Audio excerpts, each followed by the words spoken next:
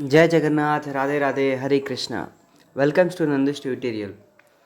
तो आशा करता हूँ दोस्तों आप सभी लोग स्वस्थ मस्त और ज़बरदस्त होंगे, अपने पढ़ाई का अपना और अपने परिवार का अच्छे से ख्याल रख रहे होंगे। तो आज जैसे कि आप सभी लोगों को पता चल ही गया होगा कि अभी ओपीएससी के वेबसाइट पे अभी अभी प्रीलिम्स का डेट रिलीज हो चुका है, जो कि आपको मैं आने वाले अभी नेक्स्ट प्रेजेंटेशन में भी आपको बताऊंगा। और ये पूरे वीडियो में मैं आपके साथ प्रीलिम्स के जो 45 डेज़ का पूरा स्ट्रेटेजी है वो आपके साथ शेयर करने वाला हूँ। वैसे इससे पहले मैं एक वीडियो बना चुका हूँ जिसमें कि मैंने इंपॉर्टेंट अपडेट्स वगैरह प्रोवाइड किया था, जैसे कि ओमास एग्ज़ाम के लिए या फिर हमारे मेडिकल एग्जामिनेशन के लिए जो जो क्वालिफाई कर चुके थे उड़ीसा सिविल सर्विस 2021, तो उनका मेडिकल एग्जामिनेशन का updates, Orissa municipal administrative service का एग्जामिनेशन का अपडेट। लेकिन उड़ीसा म्यूनसिपल एडमिनिस्ट्रेटिव सर्विस का जो एग्ज़ाम का मैं प्रेडिक्ट किया था वो शायद और डिले हो सकता है दोस्तों। लेकिन जो हमारे जो प्रीलिम्स है उड़ीसा एडमिनिस्ट्रेटिव सर्विस का जो प्रीलिम्स एग्ज़ाम है 2022 और 2023 का सेशन जो होने वाला है उसका डेट श्योर है। उसका डेट रिलीज हो चुका है ओपीएससी के ऑफिशियल वेबसाइट पे, आप देख सकते हैं। तो चलिए स्टार्ट करते हैं वीडियो को। तो आप जैसे कि आप देख सकते हैं यहाँ पे कि हमारा जो एग्ज़ाम होने वाला है, जो प्री का एग्ज़ाम, वो 15 अक्टूबर 15 अक्टूबर को होने वाला है। तो जो जो लोग पिछले साल या फिर वो क्वालिफाई नहीं कर पाए थे तो उनके लिए ऑल द बेस्ट। अच्छे से आप अभी भी बहुत अच्छा तरीके से आप ट्राई कर सकते हैं, क्योंकि अभी 45 डेज़ का पूरा दिन बचा हुआ है। और प्रीलिम्स अगर आपको क्रैक करना है तो मिनिमम 50 टू 60 डेज़ एनफ कहा जाता है। अगर आप अच्छे से साल भर अगर थोड़ा बहुत अगर अपने तैयारी किए तो अभी आप डेडिकेटिवली अच्छे से 45 डेज़ से लेके 50 डेज़ तक अच्छे से अगर आप एक अच्छे से प्लानिंग करेंगे, एग्जीक्यूशन करेंगे, उसको इम्प्लीमेंट करेंगे तो definitely you can crack this examination. Prelims उतना ज़्यादा टफ नहीं रहता है अगर आप साल भर अच्छे से अगर यूपीएससी जो का जो ट्रेंड है और पीवाईक्यू वगैरह को लेके अगर प्रैक्टिस कर रहे हैं। और मैं अभी बताऊंगा क्या स्ट्रेटेजी होना चाहिए, 45 डेज़ का जनरल स्ट्रेटेजी कैसा होना चाहिए, कैसा पढ़ना चाहिए, जैसे कि आप उसको क्वालिफाई कर सकते हैं। तो देख लीजिए, पूरा अच्छे से पढ़ लीजिएगा, क्योंकि इसका जो एक एक वर्ड होता है ना वेरी वेरी इंपॉर्टेंट होता है। तो जो भी ऑफिशियल वेबसाइट का जो भी लेटर आता है उसको आप हर वर्ड बाय वर्ड पढ़िए, और उससे बहुत सारा चीज़ आपको नया नया चीज़ सीखने को भी मिलता है और क्लैरिटी आती है दोस्तों। ठीक है दोस्तों। तो जैसे कि एग्ज़ाम कर रहे हो तो पता चल ही गया। नेक्स्ट, जिन लोगों को नहीं पता है नंदुस ट्यूटोरियल, तो यहाँ पे बहुत सारे स्टाफ वगैरह हैं जो कि UPSC, Odisha public service commission, किसी भी स्टेट पब्लिक सर्विस कमीशन या फिर competitive examination, SSC, banking, railway, हर चीज़ का एक अपडेट मिलता है और स्ट्रेटेजी गाइडेंस वगैरह भी दिया जाता है। यहाँ पे एक्सपीरियंस जो भी टीचर्स वगैरह हैं जो कि मेंस 2 बार क्वालिफाई कर चुके हैं, जैसे कि मैं अपना ही एग्जाम्पल ले लूँ तो मैं मेंस 2 बार क्वालिफाई कर चुका हूँ। तो वैसे ही एक्सपीरियंस टीचर्स वगैरह जो हैं वही सब आपको गाइड करते हैं। तो आप चाहे तो उसको भी सब्सक्राइब कर सकते हैं दोस्तों। तो चलिए आगे बढ़ते हैं एक नए मोटिवेशनल कोट के साथ, जिसमें कि जैसे कि हमारा जो जोश है ना दोस्तों, वो एक्चुअली लो नहीं होना चाहिए। अभी नया मंथ स्टार्ट होने वाला है कल से, कल परसों से, हाँ परसों से स्टार्ट होने वाला है। तो नए मंथ में नए जोश के साथ हमारा जो ओल्ड टारगेट है, बहुत सारे लोग फेल हो चुके होंगे प्रीलिम्स में, कोई मेंस में, कोई इंटरव्यू में, तो वही ओल्ड टारगेट को लेके अपने नए जोश के साथ अपने न्यू मंथ को अच्छे से तो नई उम्मीद के साथ, नए जोश के साथ हमारे पुराने टारगेट को फिक्स करते हैं और पूरा एकदम अपने पूरा 100 नहीं 200% ट्राई करते हैं दोस्तों। ठीक है। तो आपको एक चीज़ बता दूं, मैं पूरा जब अपना प्लान शेयर करने से पहले, पूरा स्ट्रेटेजी शेयर करने से पहले आपको एक चीज़ बता दूं। तो इस एग्ज़ाम में ना सबसे इम्पोर्टेंट होता है पेशेंस। पेशेंस बहुत ही रखना पड़ेगा दोस्तों। पेशेंस और रिवीजन, ये दो चीज़ हैं आपको बहुत ही काम आने वाले पूरा जर्नी में। आपको चीज़ों को रिवाइज तो करना ही करना है, उसके साथ पेशेंस रखना है दोस्तों। क्योंकि बहुत टाइम आएगा, क्योंकि बहुत ही एक लंबा जर्नी है और ये इसमें 3 स्टेजेस हैं। कहीं पे भी आप अटक सकते हो, कहीं भी आप डिस्क्वालीफाई हो सकते हो। तो इसीलिए उस पूरे जर्नी में आपको पेशेंस रखना है दोस्तों। Patience very very important. और सिमिलरली ये वीडियो को भी पूरा आप देखिए, वो पेशेंस रखिए, पूरा देखिए, जिसमें कि हम अपना एक्सपीरियंस आपके साथ शेयर करेंगे कि क्या स्ट्रेटेजी होना चाहिए।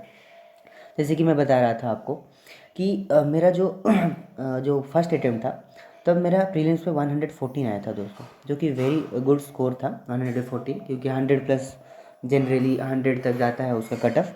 लेकिन पिछले साल मेरा आया था 98, और एक्चुअली जो कट ऑफ गया था वो जनरल के लिए गया था ओनली 71, बहुत कम हो गया था कट ऑफ।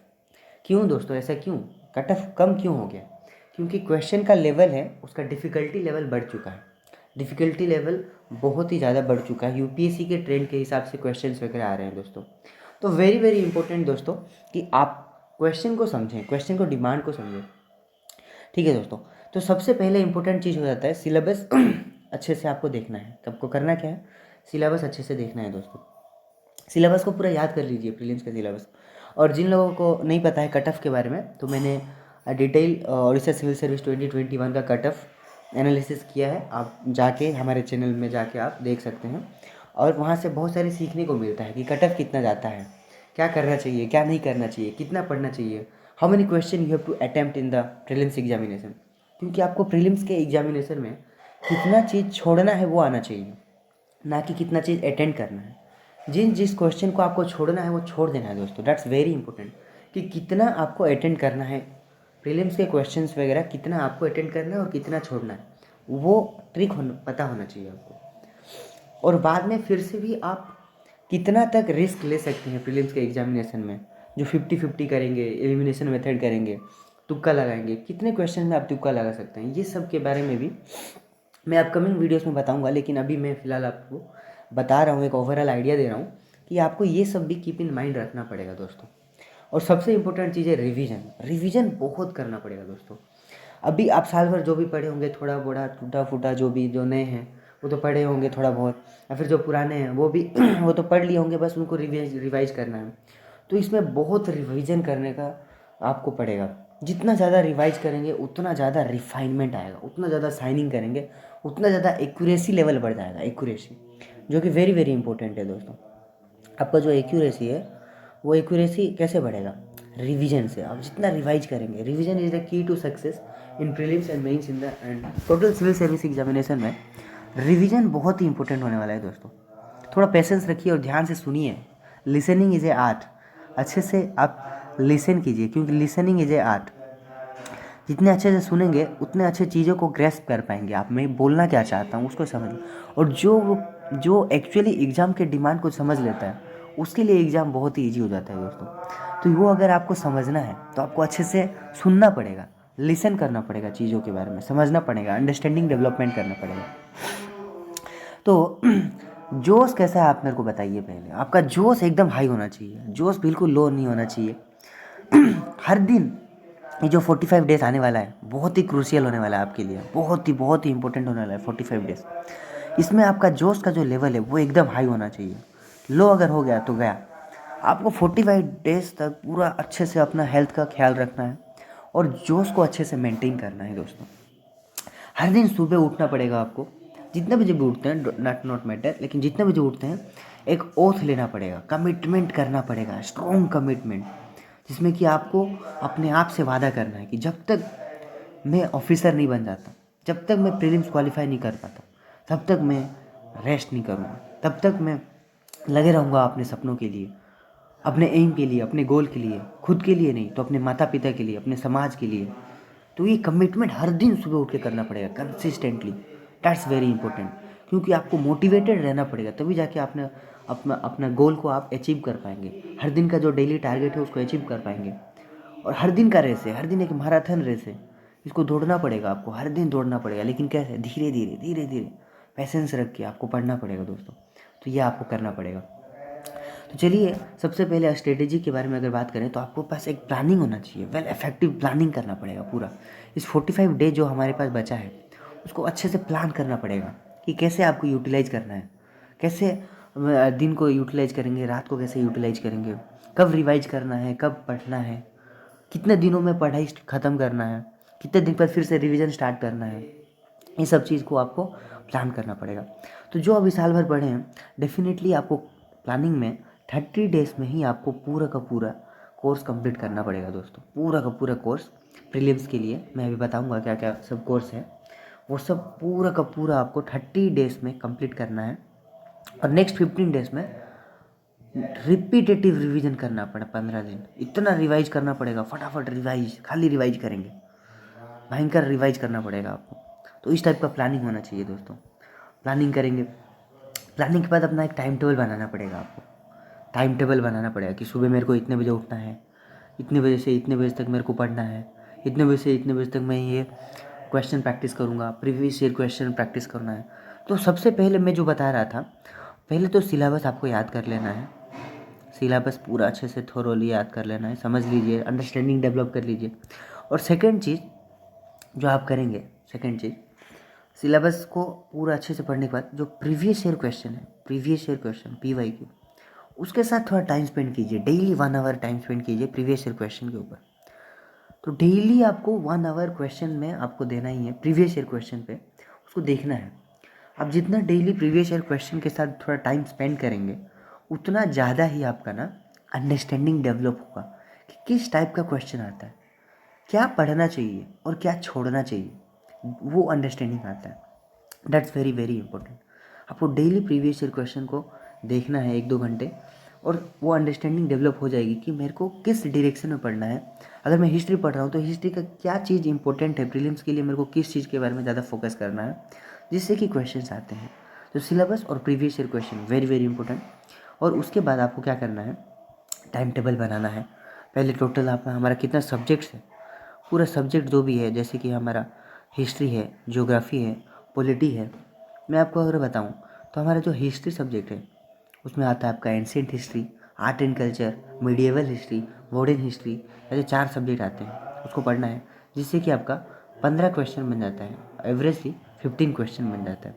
फिर आता है आपका ज्योग्राफी। ज्योग्राफी में अगर देखें तो इंडियन ज्योग्राफी है, वर्ल्ड ज्योग्राफी है, फिजिकल ज्योग्राफी है। तो ये सब ज्योग्राफी को से हम लोग अगर देखें तो यहाँ से भी 10 से 15 क्वेश्चंस लगभग लगभग ले लीजिए।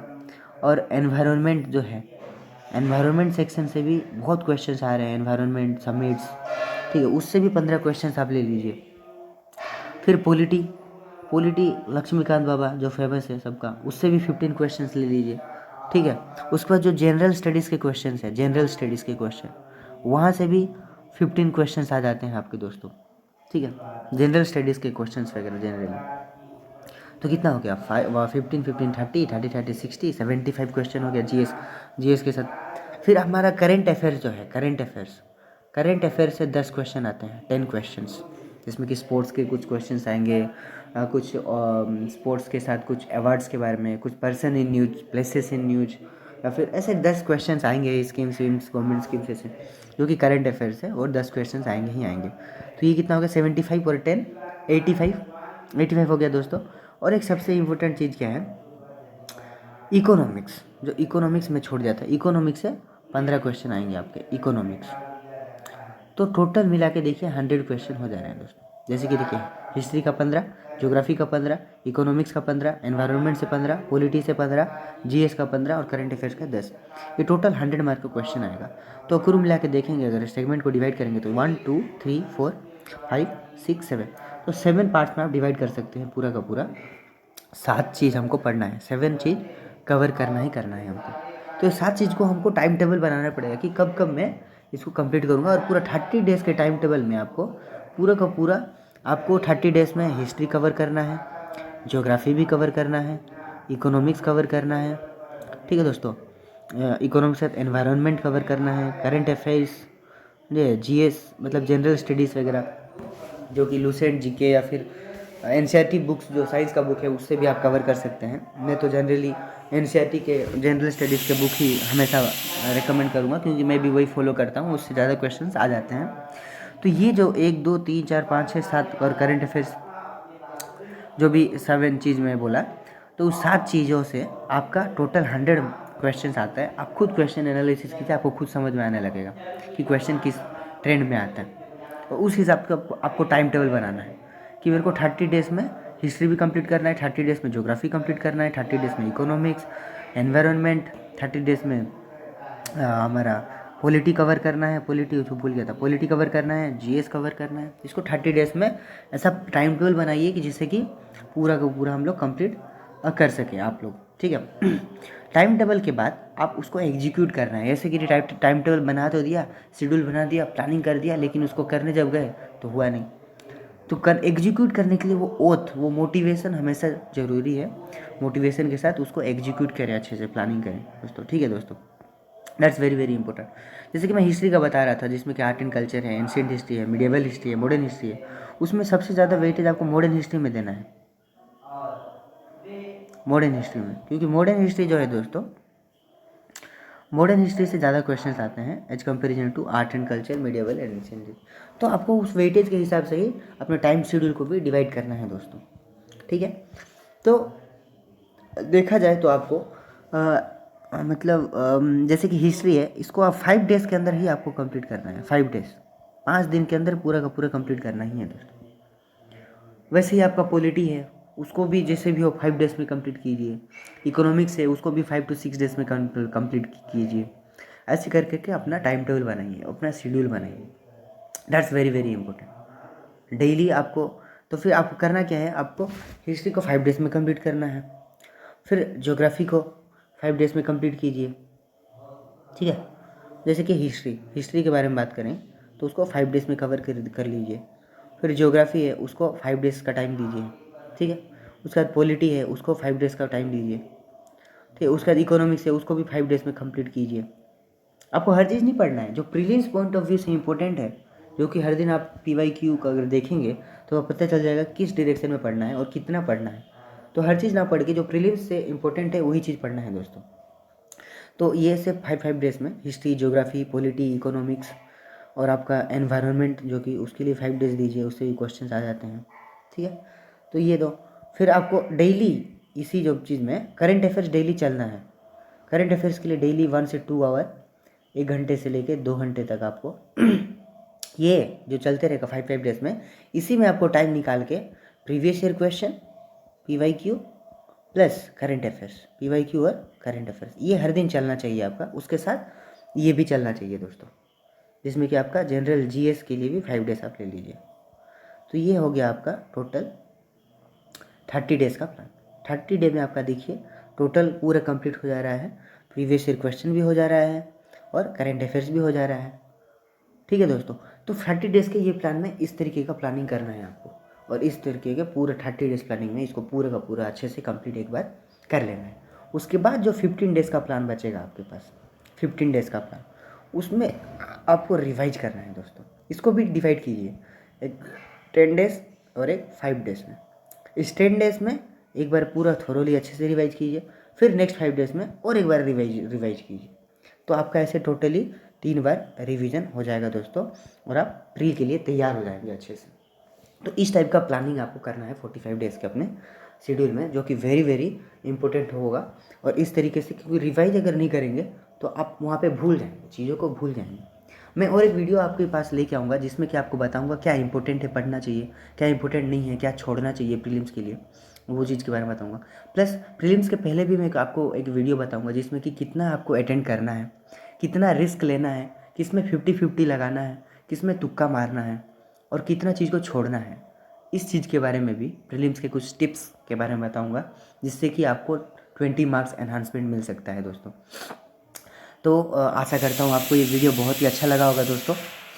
और सब लोग प्लीज़ इसको लाइक कीजिए, शेयर कीजिए, सब्सक्राइब कीजिए, और अपने पढ़ाई को शानदार तरीके से आगे लेके बढ़िए। और इसी के साथ मैं आपको थैंक्स फॉर वाचिंग बोल रहा हूँ, और good luck, have a nice day.